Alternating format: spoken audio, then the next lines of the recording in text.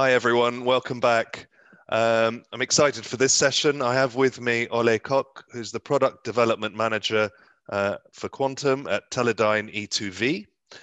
He's leading the product development of a range of quantum-enabled products, such as miniature atomic clocks that we heard about earlier, gravity sensors, and satellite payloads. He'll be covering quantum sensing applications within the aerospace and defense industries. And I'd like to welcome Ole. Over to you. Thank you, Amit, for the kind introduction. Good to be here. I've got a few interesting slides planned for you. Also, thank you for the Quantum Tech team for preparing this nice conference. I'm looking forward to the next few days for a few very interesting talks and discussions and chats. So in my talk, I'll be talking about quantum sensor applications from the aerospace and defense industries and giving you a bit of background on the experience we've gained and the contacts and the knowledge we have, how we do that. But I'll initially just begin for the people who are not too familiar with all the quantum technologies, give a little bit of background. You would have had some background already, but it would always be good to have a slightly different view on the background. Just for quantum-based sensors, so that's what I'm mainly aiming at, is basically sensing technologies on quantums. There's actually a whole range of different technologies underlying these sensors, and they are quite vast differences. So you could begin at vapor cells, and then go to actual diamond into solid states. Then you've got under vacuum cold atoms and trapped ions. And then a lot of activities on actually exploiting the photons. And probably if you think a bit further, there's probably a few other applications out there. So if you know of anything else which I missed, put it in the chat, remind me of that as well. But, and I'll go a bit further. I'll talk a bit about actually quantum-based sensors. There's actually a whole range of sensors out there. And I've provided a little chart of what's actually out there and group them also by size. So for example, let's take the example of atomic clocks. So there you can get millimeter-sized technologies, so a few 10 cubic millimeters or cubic centimeter, so 2 thumbs in size, and these are atomic clocks. There's 2 or 3 available out there. A little advertisement from Teledyne, we do have one available now as well. And then there's a whole range of clocks available at sort of the 10 centimeter scale. And you also have the very large fundamental science defining the second atomic clocks. So for example, cesium fountains or optical atomic clocks, which are in development and at some point in the future will redefine seconds. If you then go to gravity sensors, by my knowledge, I think for quantum-based gravity sensors, there's only the cold atom technology using interferometry. We are developing one of those, and I'll talk a bit more about that later on. If you then go towards acceleration, and the difference between gravity acceleration is mainly on if you point it vertically or horizontally. And then for acceleration, you do have a bit different classes available. Again, the very large, very fundamental high performance systems, but also a bit more compact systems. And I'll talk a bit more about what this picture actually is later on. Then you could go towards rotation sensors, and I found a few examples which go from very small to actually still very compact sizes. But again, you can go to absolutely fundamental science systems there. And then magnetic sensors, what we do also have, you've got very small vapor cell-based technologies, but again, fundamental sciences available. So what do I want to say with this? Actually, quantum sensors is a very diverse field, and there's a lot of things or technologies already out there. Several of these are already on the market available, and actually there's a whole wave, I'd almost say, coming now of new technologies having just entered or soon to enter the market, really changing things. Just for the people who've not been that much involved in quantum technologies, I'll give a very brief example of actually what's the difference between a classical and a quantum technology sensors on the example of an atomic clock. So let's say the classical atomic clock, the wristwatch, but actually the more sophisticated crystal oscillators are literally mechanical, very, very well manufactured devices, which oscillate at a certain frequency. And that depends on how well your manufacturing control is on what frequencies actually oscillates at. Whereas atomic clocks, the biggest difference is, or quantum-based devices, is your reference is not actually something you've manufactured, but it's atoms. So how well can you probe in the real world effects on the atom, read out a frequency, atomic transition, spin change, or whatever. And that is then the measurement device. And you then design these devices very clever so that your atom is sensitive to the thing you want to measure. So for atomic clock, it's a frequency you want. If it's a magnetic sensor, you choose an atomic transition, which has an effect on the magnetic field, and voila, you have a magnetic sensor. So in summary, the big differences are classical devices, it's all about manufacturing tolerances. How well can you manufacture these? And for quantum sensors or atomic clocks, it's just about how well can you actually read out the atoms, but also the added complexity, how well can you shield them from the environment you want to measure in. So a very brief background on the company, I'm actually from what we're doing, and give a little bit of insight why we are actually going into quantum technologies. So Teledyne, I don't know how many people know it, but it's a fairly large company, over 10,000 people now. And we are part of Teledyne Imaging.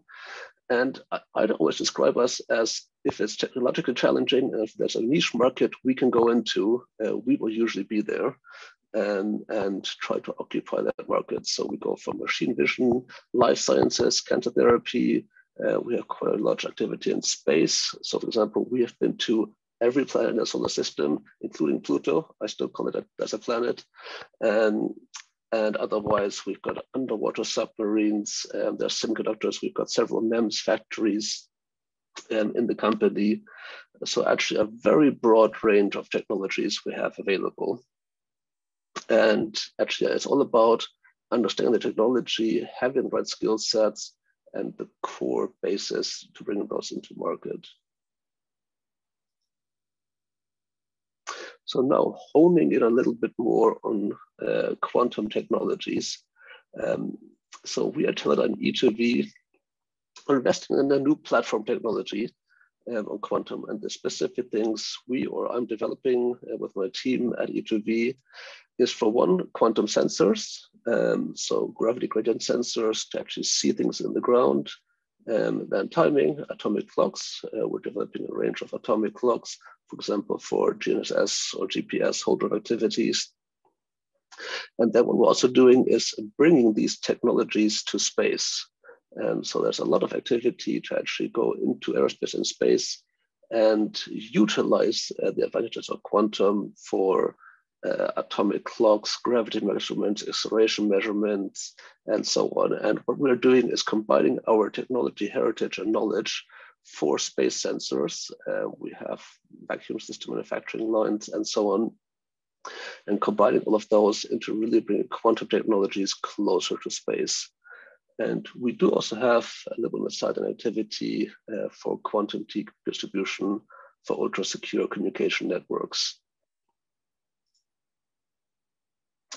And I want to talk a little bit more about how we actually do these technology developments, because quantum technologies is actually a very difficult, very challenging, especially want to be at the forefront of technology. How do you as a company really stay at the forefront and make sure you've got the best technology available in your company? And what we are doing, really also fueled by the UK Quantum Technologies program, is a very collaborative approach. So we're collaborating with lots of people. So here I've got a selection of the key collaborators we're working with. So for one, we are partnering with universities, especially University and National Physical Laboratory. We're partnering very closely with to be at the forefront of technology, what they're developing, investigating, and we're following shortly behind them and translating these technologies, but also in a very open, active dialogue that we are aligning our research interests between ourselves. And then we've got a huge supply chain, end user and others on board on a variety of projects in which we are developing all the different technologies we're developing. And so as for the company, something actually very new to do it in this drastic, very proactive fashion, because usually you would have suppliers, let's say, you bring them on board, whereas nowadays we are from day one collaborating with them in a much more open, interactive, collaborative way, which of course means you need to be more open in how much information you share, but the huge benefit is basically the interactions you get with the suppliers, and they actually are really developing with you technology bases, which you can then build into your system, and you know how you have a supply chain evolving. And of course, what we then afterwards bring to the table along this journey is really translating the great ideas academics have into real products. And I'll give you a few examples of the journey later on about this. So to talk a bit about the applications. So in the next following 20 minutes, I'll give you 4 examples, which I think are quite interesting to see where quantum technology-based sensors can really help the future journey of the next generation of devices. For one is looking at GNSS systems. So what happens if GNSS is denied? How can navigation or communication still work there? And then actually have, if you don't have GPS systems available, what can you do? How can you still navigate then? Think of the example of a submarine. They don't have any GPS available. And then is how can we bring quantum sensors into space? And then ground-based void detection. So how can we actually see things in the ground which you currently cannot see? So for one, just a little bit of background about global navigation satellite systems, GPS, Galileo, or similar. I'm pretty sure everyone's familiar with those. I mean, those are amazing systems. And if you would have asked me 20 years ago that I'll be walking around at my wristwatch, probably soon my headphones, my phone, they will all be GPS enabled or GNSS and just constantly know where they are. Not quite sure if I would have believed you, but nowadays the technology has really advanced quite far. And it's an absolutely amazing build system. You can get 10, maybe even sometimes up to 1 meter positional accuracy. But the big problem is it's a too good system, actually. If you look at it, it's so readily available. Everybody's using it. And why should we not rely on it? But actually, what happens if these systems are not available anymore? So what happens if they fail, for example, due to a large solar storm? What happens if they're jammed, spoofed, or if you're underwater, or actually in very dense urban environments, then these signals might go away. I had actually a bit of a look online to look at, okay, how much would it actually cost to jam GPS? And you can literally find them off the shelf, 80 pounds, even found some for 40 pounds. And voila, you suddenly have enough 1 mile, 2 mile radius GPS systems jammed. So you can imagine that people might actually buy these things, car thieves, for example, and suddenly a few miles of a city are GPS jammed. So the question is then, for the people who are actually using this, how critical am I actually dependent on this? Do I need GPS, or will my services also survive without it? So if I'm a pedestrian walking on the street, it's probably not too bad. I'll survive without GPS, without my map telling me. I just need to look at the old school maps. If you're an autonomous car, will you land on a tree, like I'm suggesting there? Probably not. Usually you have good cameras. But let's go towards autonomous shipping now. And I just took the latest example of an evergreen ship. Okay, that wasn't actually due to a GPS failure, but just imagine you're autonomously in the future, you have autonomous shipping, and you have these ships, and you eventually actually go to having limited to 0 personnel on some ships. Then what if GPS fails? Let's say it's a foggy, cloudy night or so again, you could actually have a problem. So that's something people need to keep in mind. So looking at the mitigations, what we can do, and there's quite a few things you can do in case GPS is not available or is jammed. And for one, is depending on what you need from GPS. So if you need the timing signal from GPS, if you're running a timing service, let's say data networks or similar, then what you can do is use atomic clocks to keep it going. So based on an article which is linked here. People have done actually just plotted out versus size, all the atomic clocks available. And you can see there's actually quite a lot of them available, but these range from very different requirements. So you can see on the top left-hand side, the low power versions. So that's where really powers everything for these atomic clocks. And it doesn't matter what your requirements are for the timing. The first and foremost is you need to have low power applications. So think of underwater seismic sensors, which I'm aware of, a lot of these clocks go into. But otherwise, think of the soldier in the battlefield.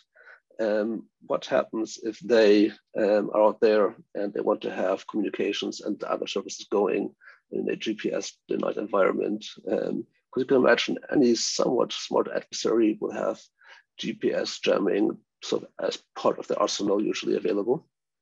And suddenly these soldiers might need some local timings.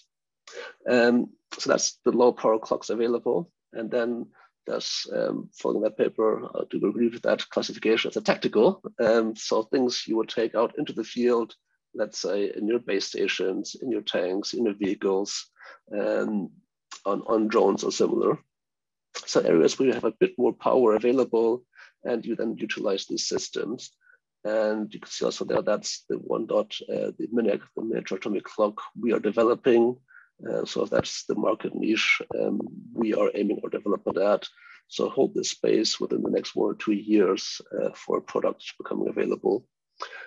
And then the other one, which I'm not going into too much detail, is almost the strategic area. That's where you actually have the clocks who are driving GPS and so on. So very specialized, very high value, large sometimes applications. So now let's assume we have an atomic clock in our system. What good does it do us? If you think about GNSS, for one, it just acts as a local flywheel. So we have acquired GPS and we can just keep going. And now it depends on your mission parameters. What do you actually need your timing for? Is it for communication? Is it for other services, synchronization or similar? And depending on those parameters, and you will need to choose your clock, and then you can either have a few hours, minutes, or even several days of operation without GPS being available. But what you also do get is faster requisition. So let's imagine you're a round cylindrical object flying at very fast speeds over land to a certain destination. And then if you go through a region where GPS is jammed, afterwards, after you've been through that, you can actually have the ability to reacquire the GPS signal much, much better if you have a performance level clock on board. And just basically to say how dominant it actually is, I just looked up a few articles and you could just see, I mean, thousands of GNSS jamming instances are reported for 2020. And people, so someone had a pig farm and for whatever reason, they didn't want to have GPS available. Vehicle thefts, people, if they basically can crack a BMW or Bentley or so on, have very high-tech gangs, and they will usually just have GPS jammers available. Voila, suddenly a few 100 meters or even miles maybe around this, GPS is not available anymore. So this is sort of the simple thing. This is just putting noise out there and jamming GPS. That's simple. But now let's get one step further and actually go towards spoofing. This is where you actually need to be a bit clever and really take the signal, infiltrate the signal, I'd say, and then send out a fake signal, which the receiver will pick up.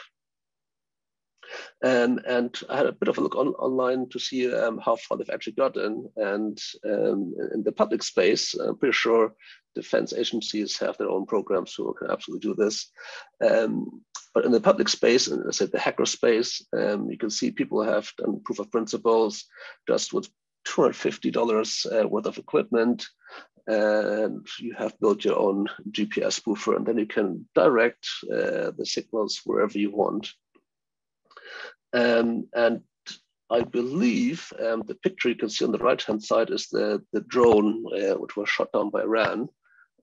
I believe that was partially due to the GPS signal being spoofed, but do correct me if I'm wrong in the comment section. So what can you do? So I had a bit of a read up, and there's a lot of potential algorithms you can use. And there's then basically a head-to-head race with the people spoofing you, how well they can mask the signal. Is it just a brute force simple attack? We send our own GPS signal, more powerful, and the receiver will pick it up. So then the receiver can potentially have an algorithm inside which could just detect that. But also if you have an atomic clock on board, because usually the timing will then drift off, and then you can detect if it drifts off on certain parameters, and then you know alarm bells go off, you have been spoofed.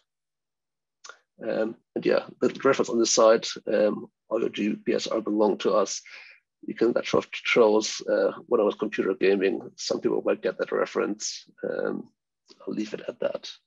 But that's the reason why I chose this specific reference. So yeah, one other quick example is on data supply and timing. Telecoms. I've seen some beautiful pictures, which I just couldn't find for this report, for the presentation now, I'll keep looking, is data centers. There's beautiful pictures of the top of data centers with antennas on top. And these are all the different GPS antennas of the different providers in this data center. So you can just see how much timing need there is for communication data services.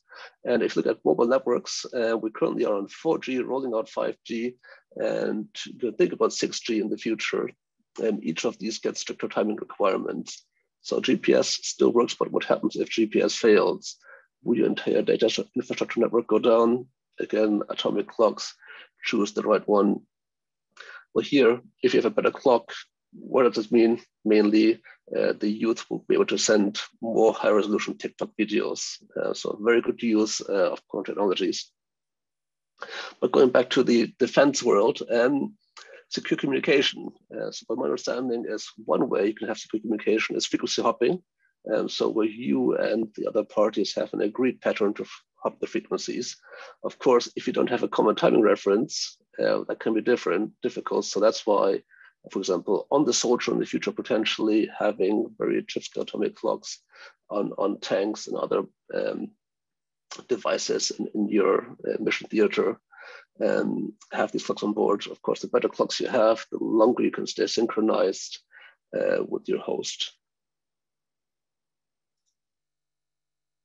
So now moving on to gravity-aided navigation. So this we're looking at the activity if you don't have DNS available or if it fails for a notable amount of time. And we think there's a fairly notable potential market there, absolutely not available at the moment, but just think about autonomous shipping, drones. If things go more and more autonomous, you need to evaluate the parameters of your activity to say how much can I actually survive without GPS. If you're a car, you're probably fine because you have cameras seeing the road and you can deal with that. If you're a ship, maybe, maybe not, depends on what systems you have. If you're a drone or autonomous airplane and you're in the fog, so you don't have any visual reference, then you might want to actually have alternative systems available. So how does it actually work? What's the idea for this? And you can imagine it, you have Earth. Earth is a gravity signature, basically. There's a whole lot of terrain, and there's it's a map of Earth, of gravity on Earth. And this map can actually tell you not exactly where you are, but if you have mapped it, and if you go along a specific trajectory, and you have a good understanding where you've begun on, you can follow this trajectory and match your gravity signal you're getting to your location. So this will not give you GPS style position accuracy, but one important thing, you do not drift with this. So you will always be in that position accuracy. I'll give you some numbers later on that. So I'll talk a bit more about this to actually give you a bit of background into this. So that's actually a study we had funded by ESA, looking into how could you use cold atom-based gravity gradiometers. And gradiometer, for one that specific reason, is if you're on the move, if you're in a vehicle, you will have vibrations, and gradiometers, for one, can cancel out the vibrations. But also, I'll try that later on, the gradient signal has more information in it. And what we're doing, we fuse this with a classical INS system. And then, yeah, so we have gravity gradient maps available. So the SRTM and the EGM 2008. So the SRTM is basically on top of the EGM 2008 maps. And we've compiled our usable gravity map and are now running a simulation. And what we'll be doing, we're evaluating the feasibility and performance of the system, a number of use cases. So we just went around to say, okay, what can you actually achieve with this? So I'll give you a little bit of an example now. So this is Uluru in Australia, the rock. So what you can see here, this little red dot, I believe, is the actual famous rock. What we've done is on the left-hand side is the gravity map available, and on the right-hand side is then the calculated gravity gradient map. And I already shows you a little bit that actually the feature richness is a little bit better along here. So you can imagine if you go along a trajectory of this, you have more features available along which you can actually detect what you're doing or where you are. So how did we actually do this? Well, basically, initially, we developed a gravity gradient simulator, Gravitas, so where we can simulate quantum-based technology on there and actually convert the gravity signal into the quantum world and then tell us what type of quantum sensor would actually give us what type of performance. And initially, we've done that using basically a perfect sensor, and just to make sure that all the map matching algorithms and so on actually work. So we've run the simulation with an INS system to actually show us that. And then we've begun bit by bit introducing noise. So we firstly tuned up the sharpness of the sensor and looked at the effects of what this produces on the gravity gradient. And then we began optimizing the parameter set based on real life systems, how they would be available, and the ones we're developing to see what type of systems one could build actually would give us the best signal. And then we've run the simulation several times to see the best parameter set. How do you actually condition in classical INS systems with gravity map matching data? And as we went further along, we've added more and more noise sources. So for example, if you're in an airplane and if you bank it slightly up to a certain degree, or if you're driving in a vehicle, the vibrations of that, how they would actually feed into the sensor. And what we've done is then, for this example I'm giving here is the University of Liverpool have run the simulation, and then we're literally just flying around the rock in circles and seeing what it can do. So at 1,000 kilometers height, and you can see the blue line is how the INS would be, and you can see it goes down to 500 meters things. And then if we apply the gravity map matching, you can see we can reduce that limitation down to just above or below 200 meters. Of course, this is a very kind operation for the map matching, because you run around in circles. So what we not yet published is actually if you go to longer times, longer trajectories, how does the drift affect you? What drift can you actually achieve from that? Just as an intermediate conclusion on gravity map matching specifically, it works. So quantum-based gravity map matching works. It gives you better performance. On the specific case as shown, you get around 200 meters. Of course, if you go for longer mission durations and longer, less favorable for the INS trajectories potentially, or just slow drifts, you can actually get significantly better when the GNS system drifts away quite significantly. But the key thing is also the current quantum technology, you need to really be fairly close to state of the art.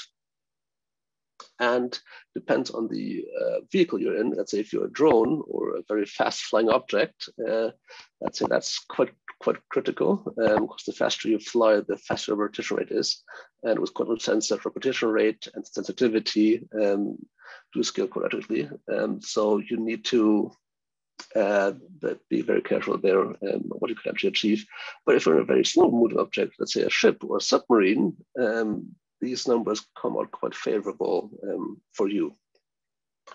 But a few other takeaways is the gravity maps as they are at the moment, especially this modification on ground, quite good, works quite well. But if you're in the sea, the maps might not be sufficient yet. So you might need to actually invest in better maps.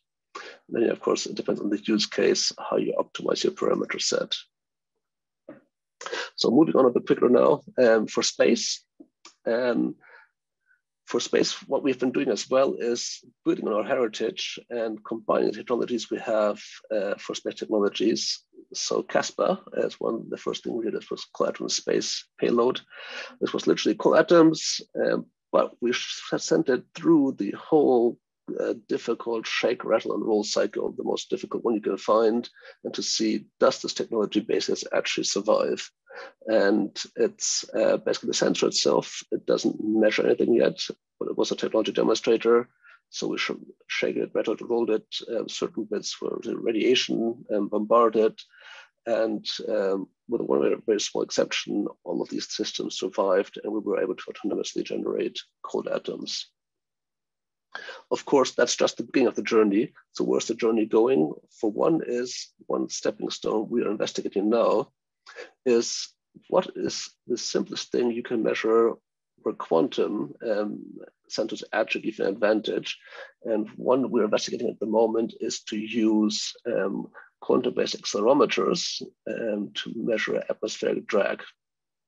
And there's two studies we are currently in a phase 0 at. One is ESA, one is UK Space Agency funded. And what are we doing actually here is looking at about 200 to 400 kilometer altitude and measuring the atmospheric drag, because actually up there, it is not that well known and not consistently mapped the atmospheric density. So why are we doing that?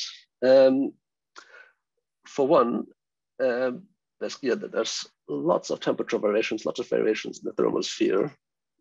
And for basically just know more and more satellites up there, space debris, it gets quite crowded up there, and you want to predict the orbits fairly well, actually. But these variations do give you certain limitations. And yeah, the drag at these low Earth orbits is quite the dominating source. So with our sensor, we're proposing to go up there as the first mission to actually chart out these areas and give the people running the satellite trajectories much better prediction models available. And here's a few examples of the designs we're currently developing, how we could actually build these sensors into space. So at the top here, you can see the slightly larger mission, which is actually on the TAS SkimSat. So with a little bit more space available, we can go a little bit larger. We can actually have a 2-axis accelerometer. Or at the bottom is the 1-axis accelerometer we're proposing. And there we're initially partnering with Space, who are providing the atom chip and developing certain points for laser, but also in parallel with the University of Birmingham, who are developing novel laser concepts, how to really simplify and shrink down the laser technology for space. So yeah, conclusions on that one, intermediary conclusions. So the vision is we want to have almost a fleet of these sensors in space to constantly monitor the atmospheric drag, so the constellation up there, and to really get live data that can be fed into the atmospheric models. But of course, the bigger vision here is quantum-based sensors in space are up there, and they can offer huge benefits. For example, next generation gravity mission could potentially improve these things. Atomic clocks, there's a whole range of applications for atomic clocks. You could put them towards deep space navigation, or in the next generation GPS systems, you could have master clocks in space, which are actually not affected by Earth. Earth is actually quite affecting atomic clocks at the levels they're reaching now, and also several fundamental science missions. But how we see ourselves is that we are not the ones developing the science, but we're the ones who are building the technology building blocks. We know space, we know technology to actually get these things out there. But there's a lot of other people who are also doing this. I mean, on the ISS, JPL sent out the first cool atoms. The Germans are sounding rockets, and the Chinese have also sent a clock up there. But we are the ones aiming at a proper autonomous satellite. And with this one coming to my last slide, so now going back to Earth. So what else can we actually use the gravity gradient sensors for? And for one is actually looking into the ground. And it's quite interesting if you look at, ask people, okay, what's in the ground? And the technologies, what they use nowadays still is actually drill down there and look into what is there. And there's a few other like seismic and classical gravity sensors, which do these, but actually there's a fairly limited area. And if you go, let's say 10 meters down and you've got a 2-meter mine shaft, you cannot detect that at the moment. So what we are developing is quantum technology-based gravity sensors. And with these ones, when they've reached their full potential, you can actually go look into the ground and beat the current classical sensors available. And we're working with, again, a fairly large collaboration there to build these devices. And then what we use this for one is civil engineering. So just imagine under London, where you can look into there. Actually, it's not that well known, but actually also for defense applications. Just imagine you're at the border, you can actually see, are the tunnels down there? Or is there a bunker beneath you? Or is someone trying to dig a tunnel into your base? So all of these technologies, you can be using quantum ground sensors to detect density variations in the ground. And what we're specifically doing is using gradient sensors so that you've really fine-tuned it to be within, let's say, up to 10 meters sensitivity, very sensitive. And with that, I'm coming to my last slide. So just to recap and give you a bit more of an outlook. So for one, quantum sensors are already out there a lot. I mean, just take atomic clocks, they are already everywhere. You can already buy magnetic sensors in widespread use. But actually, it depends on which market you look. There's always areas where there's sometimes even a large part of the market where if you had a better device, it's not served yet. And I think what you're seeing sort of, and you'll be seeing over the next few days as well in other conferences, there's a whole range of quantum technology-based sensors which are or will be outperforming the classical systems now already or in the very near term. And these are now being assessed in real-world applications. So you can really see a wave of the next generation of sensors outperforming the existing classical devices. And a whole range of other new opportunities of areas will also be coming into play there. And with that, I thank you for the attention, and I've seen Amit. Wonderful. Live. Yes. Thank you, Ole. Fascinating presentation. There's so many near-term applications. A question: what timescales should we realistically expect for regular deployment of these non-GNSS devices in military commercial applications? That probably depends on what technology you use. Atomic clocks, they're available. They're out there, they're in widespread use. It's for filling certain niche applications. So for example, if you go to even smaller ones, what we're aiming at is sort of a little bit of a gap in between there. So those ones you can expect probably in the 1 or 2 year timeframes when a few of the newer ones will be coming out. For gravity map navigation, I think we're basically at the point where we've shown it can happen. It actually brings an advantage. In certain scenarios, the parameters actually match. Let's say a submarine, you have power, you have space, it's a very steady environment and you're not that fast. So you tick all the boxes. So there we don't need to actually build the sensors and get the first trials. So I'd probably guess in the next 2 to 5 years, you can see the first trials happening. And then on the 5-year scale, these things being commercially available. Mm-hmm. And then in space, yes, I mean, the first ones have already flown up. For our space missions, what we're looking at is probably in the 1 to 2 year time scale to really begin the developments, to really get a mission funded, fully funded. And then you're looking at 2 to 4 years to sending these devices up there on autonomous satellites. And what do you think are the key factors preventing the wider commercial adoption of some of the atomic clocks that you mentioned earlier? What's the key factor? I mean, for one, technologies are always evolving. So you need to have the next generation technology available. And then people need to actually want to use these and have the right use cases available for them. So that's what we're doing with a lot of market analysis to see which people will actually take them up. Because interestingly, a lot of people are not that well educated or know actually atomic clocks, what they do and what they need it for. So that's a lot of activity we're doing, and probably other timing manufacturers, probably even more so, is to really educate people, because there's a certain group of people who absolutely know what they need and what the systems are vulnerable for. But actually, there's a whole range of other people who aren't actually aware that there might be a vulnerability in their system. Sort of what I heard is the Navy, on certain ships, there's 10, 15 GPS receivers, and nobody quite knows what happens if GPS fails. So I think it's educating the people for one, that's another one. And of course, the better technology that you have, the more opportunities you can make available. And ultra wideband is also being looked for positioning purposes. How does it compare with quantum sensors? Could you explain a bit more what you mean by ultra wideband? It's a question that's come in from the audience. We can move on from that. Or some people talk about vapor cells as an alternative quantum sensor platform for some of these applications. Do you know some of the pros and cons there? Yeah, I wouldn't say that it's an alternative. It's just part of the quantum. It just depends on what parameters you are. So the clock we're developing is a vapor cell-based atomic clock.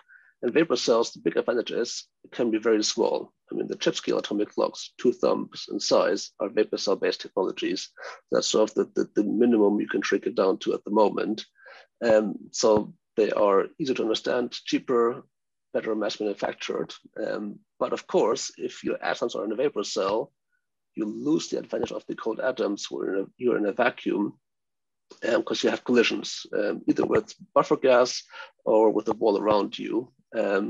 So the ultimate sensitivity is limited to a certain level, whereas if you're in a vacuum, fundamental science is still pushing very hard to push these things forward. But then again, these are more complex, larger devices, so it depends on the use case. If you want to have something smaller than a liter, at the moment, quantum technologies will not get you there. In 5 years' time, there's a lot of interesting concepts, how you can really shrink these lasers down and everything else. I wouldn't be surprised if they're also getting there. Excellent. Okay, with that, we'll conclude. Ole will look forward to seeing what's coming down the line with some of these products and some of the collaborations that you're doing. So again, thank you very much for joining us and for that great presentation. Yeah. Thank you for listening in. Otherwise, look me up on LinkedIn if you've got any more follow-on questions, or I'm here on the portal as well. Thank you.